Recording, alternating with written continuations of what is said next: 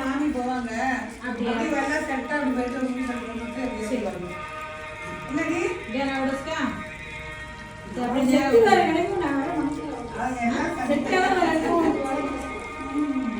என்ன தெரியுது time pass பண்றாங்க.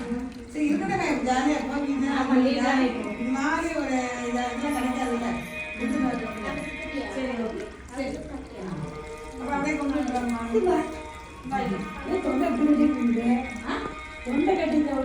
தொண்டை கட்டி இதுலயே கட்டி கட்டி பேசுறான். இன்னும் அதிகமா வருது.